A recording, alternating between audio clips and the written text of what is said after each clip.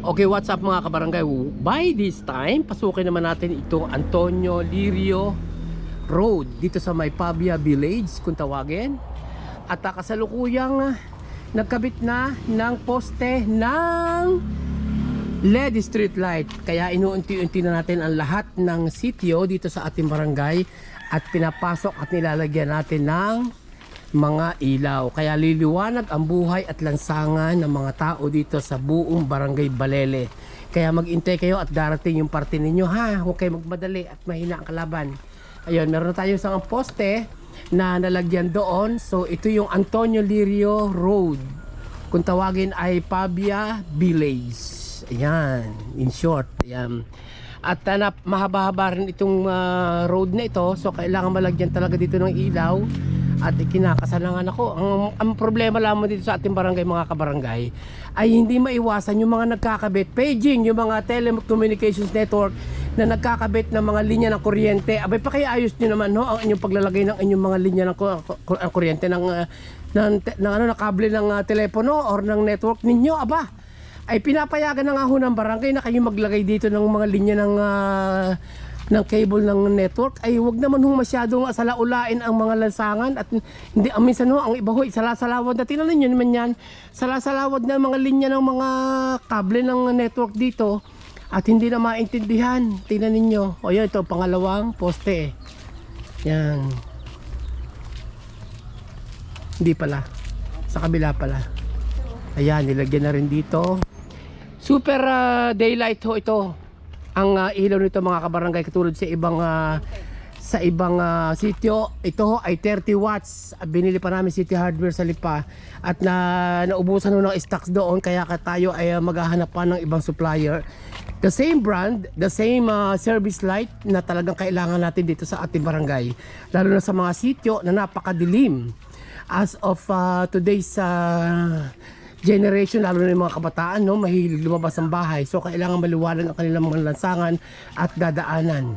So itong lugar na ito ay pinagpupunyagian ng ating sangguniang barangay na makabitan sa pangunguna ni Kapitan na malagyan ng mas maliwanag na ilaw. Ito ang pangatlong poste ng LED street lights, 30 watts. Napakaliwanag dito. Ayun yung pang-apat. Ayan, upcoming ngayon. Yung pang-apat na poste. Mahaba-haba rin actually itong ating lansangan na ito, itong mga papasok na ito ng Antonio Lirio Road. So ito, may mga residente tayo dito na pagkagaganda ng bahay at ang luluang na compound. At ito nga yung pang-apat na poste. Mataas to, at yung 30 watts na LED street lights ay malaking bagay hanggang doon sa may duluhan. Kaya ito pinagpupunyagian nating maikabitan talaga at napakaganda. At maayos naman.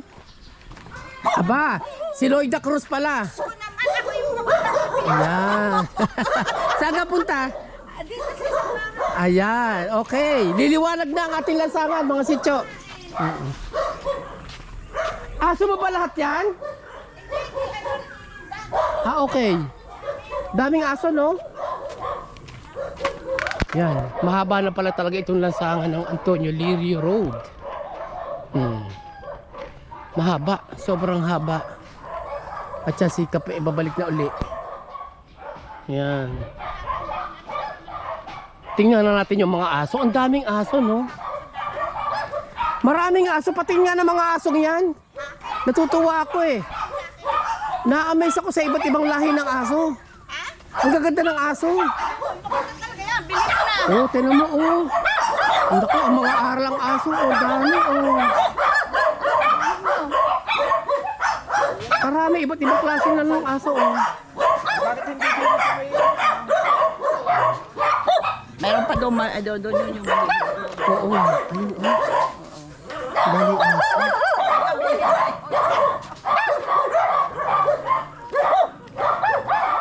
May phobia ako sa aso, pasensya na. Hop, ano itong ating pinupunyagian dito? Ito yung yung continuation ng ating programang ilaw sa Sityo. mga sityo, yung mga main road po ng ating una. Kasi dyan din naman dumadaan yung mga nasa mga private na property. So, unti-untiin natin. Location natin? Ha? Ang location natin ngayon? Ang ating location ay itong Antonio Lirio Road. Ay yung alay sa matandang namatay na Antonio. Pagkakantonyo. So, ating iaayos na ng maganda. Nagpapasalamat tayo sa mga may tapat. Tiyo, tingnan nyo Ito, ang ano. sa pamilya, kay, ano ka rin ang property mo? Ito, Ayan. yan hanggang doon. Kay Lloyda Cruz. Sa dulo. So, yung pamilya ng, ano yung pangalan? Lloyda Cruz. Ng, Ramon Cruz Jr. Yun. Sa pamilya ng Ramon Cruz Jr., ano, may inabutan ko ng araw na mamasada ng jeep. Ay, yan, nagbigay sila ng dagdag na luwang ng kanilang harapan para sa ating kalsada. Kaya nagpapasalamat tayo kay Landa, kay Kinabuyet. oo, sa kanilang pang-unawa para sa ating mga manlalakad dito sa kalsada. At darating ang time, dudugtong na natin din tong itong kalsada na naputol. So sana naman yung mga nasa unahan ay ganun din ang maging pananaw, magbigay ng konti pa para makalampas talaga yung mga sasakyan.